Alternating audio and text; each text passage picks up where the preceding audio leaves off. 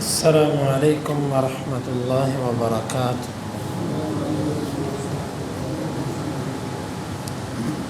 سورۃ التوبہ آیت نمبر 71۔ اعوذ باللہ السمیع العلیم من الشیطان الرجیم من ہمزہ ونفخہ ونفثہ۔ والمؤمنون اور مومن مرد، والمؤمنات اور مومن عورتیں، بعضهم ان کا بعض یعنی وہ اولیاء دوست ہیں بعض کے، یأمرون وہ حکم دیتے ہیں، بالمعروف نیکی کے ساتھ، وینہون اور وہ روکتے ہیں، عن المنکر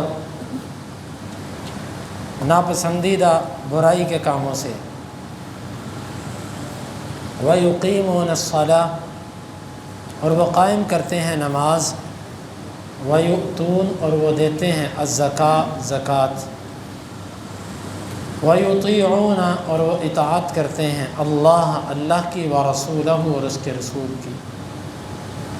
اولئک یہی لوگ، سیرحمہم ان قریب ان پہ رحم کرے گا اللہ، ان بے شک اللہ عزیز غالب ہے، حکیم حکمت والا ہے۔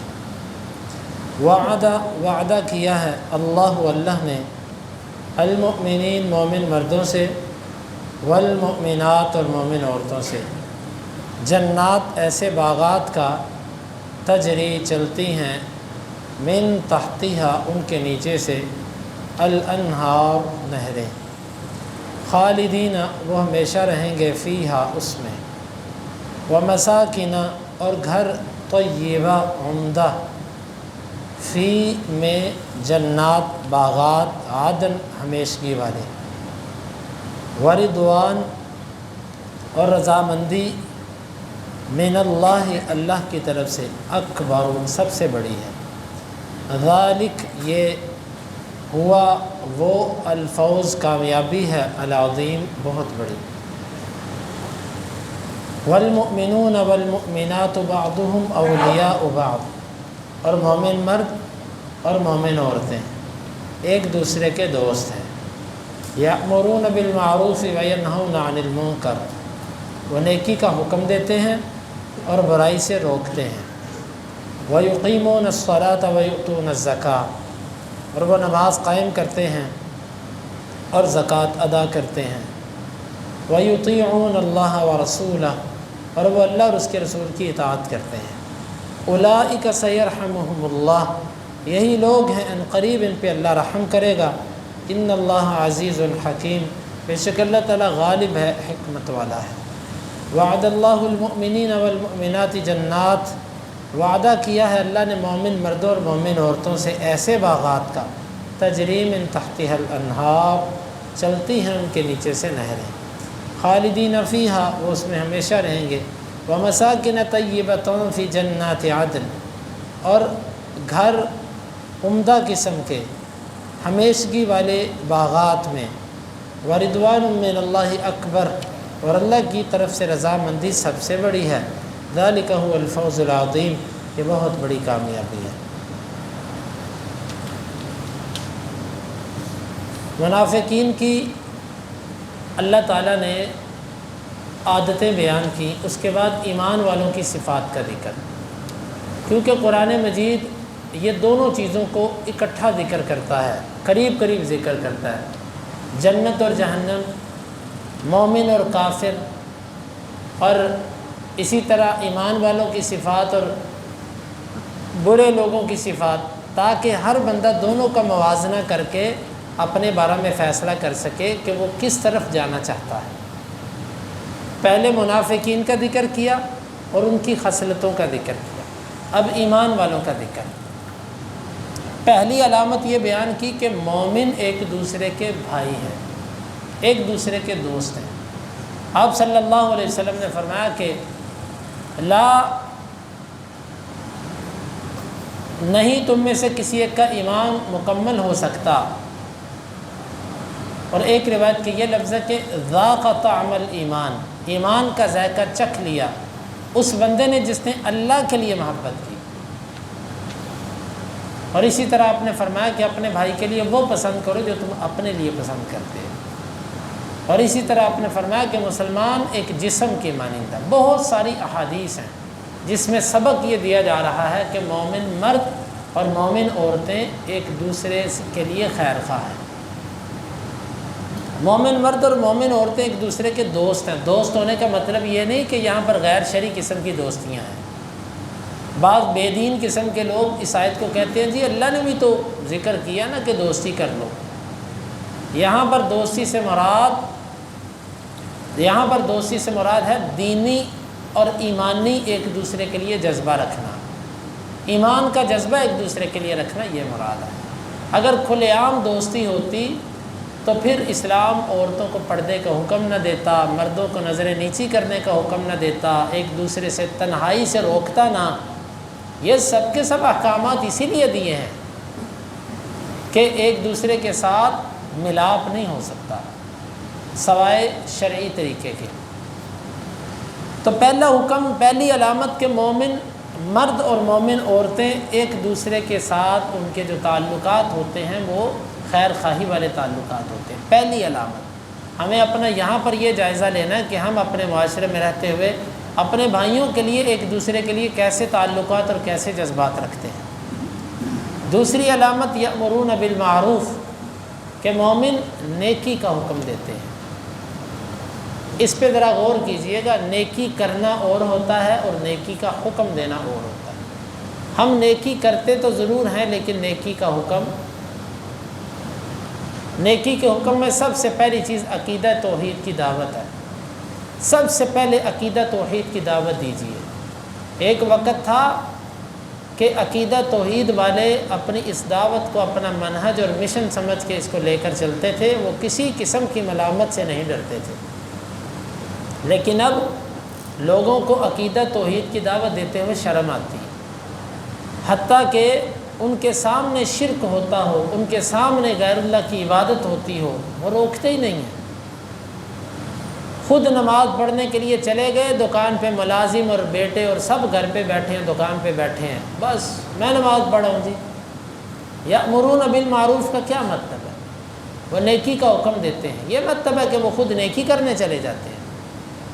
اللہ تعالیٰ نے مومن کی علامت یہ بیان کی کہ وہ نیکی کا حکم دیتا ہے. ہم گزر رہے ہیں، ہمارے پاس کوئی بندہ گانے سن رہا ہے، غلط کام کر رہا ہے، لڑنا نہیں، جھگڑنا نہیں، گالی نہیں دینی، صرف اتنا تو کہہ سکتے ہیں کہ بھائی ایسے نہ کرو. زیادہ سے زیادہ کیا ہوگا؟ وہ نہیں مانے گا تو نہ مانے، اس سے کیا فرق پڑ جائے گا؟ لیکن اس سے آپ کو یہ فرق پڑے گا کہ آپ نے ایک فرض ادا کر دیا. آپ کی جو ذمہ داری تھی وہ آپ نے ادا کر دی.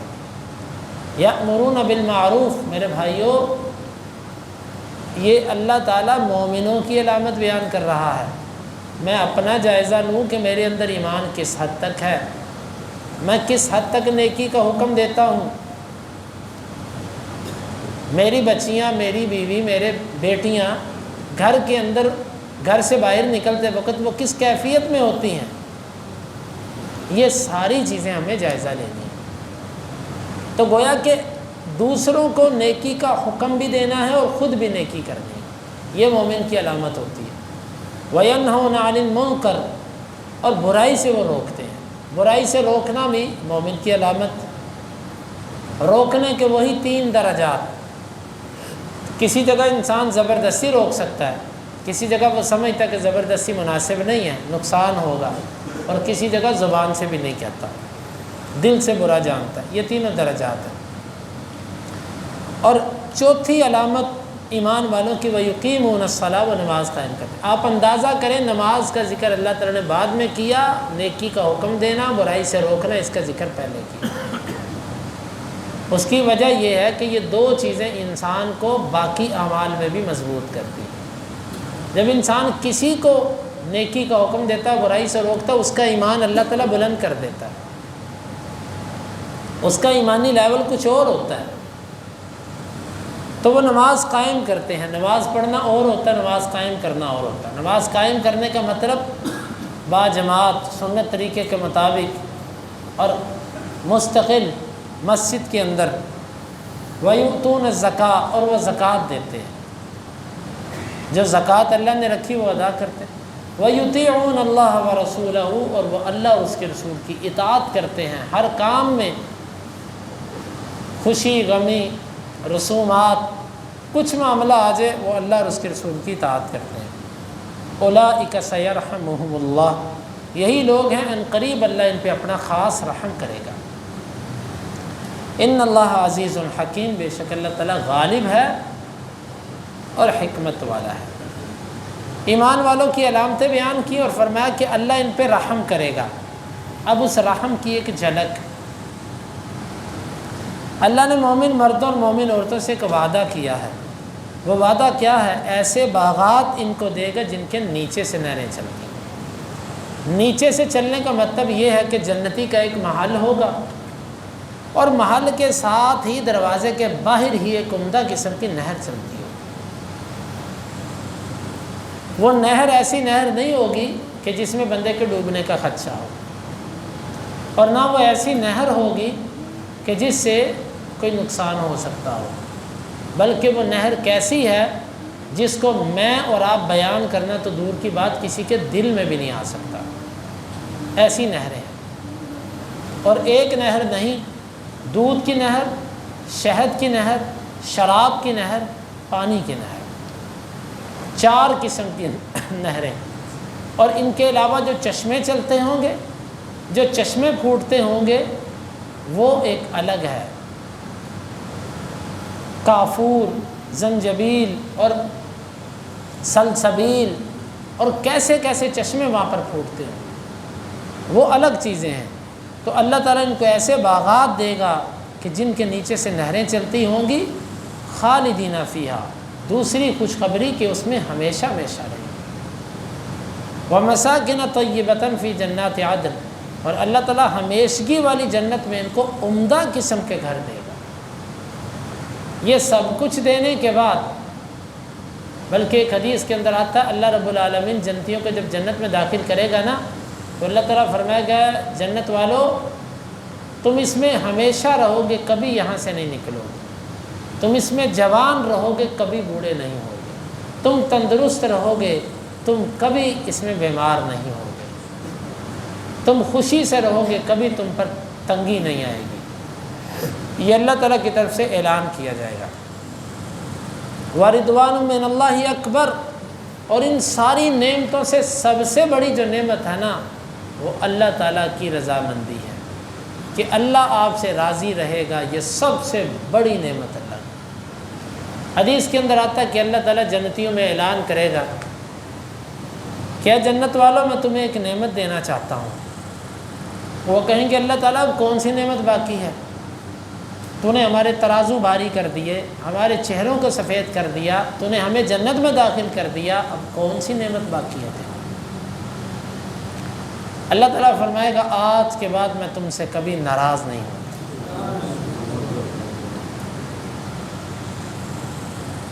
وَرِضْوَانٌ مِّنَ اللَّهِ اکبر، اللہ کی طرف سے رضامندی سب سے۔ اللہ نے جنت کا ذکر کرنے کے بعد بھی کہا کہ جنت سے بڑی نعمت بھی جو ہے وہ اللہ کی رضامندی ہے، سب سے بڑی نعمت، کہ آج کے بعد میں تم سے ناراض نہیں ہوں گا۔ یہ اللہ تعالیٰ کی سب سے بڑی نعمت۔ وَرِضْوَانٌ مِّنَ اللَّهِ اکبر ذَلِكَ هُوَ الْفَوْزُ الْعَظِيمُ۔ اس کو بیان کرنے کے بعد اللہ نے فرمایا کہ یہ اصل کامیابی ہے۔ تم دنیا کے پیچھے دوڑ رہے ہو، دنیا کی خاطر اپنا دین بھی برباد کرتے ہو اور اپنے رب کو بھی ناراض کرتے ہو، آؤ دنیا تمہیں رب دے گا، اس نے تم سے وعدہ کیا ہے، آؤ ان چیزوں کی طرف آؤ۔ ذَلِكَ هُوَ الْفَوْزُ الْعَظِيمُ، یہ اصل کامیابی ہے، اس کو حاصل کرنے کی کوشش کرو۔ تو یہ 2 آیات، ان میں اللہ تعالیٰ نے ایمان والوں کی صفات کا ذکر کیا۔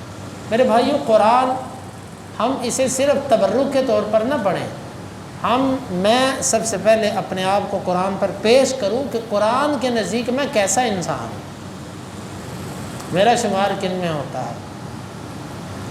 تو یہ دو صفات ہیں جن میں اللہ تعالیٰ نے ایمان والوں کی، دو آیات میں ایمان والوں کی صفات کا ذکر کیا۔ اللہ تعالیٰ سے دعا ہے کہ اللہ تعالیٰ ہمیں ایمان والوں کی صفات سے متصف ہونے کی توفیق عطا فرمائے۔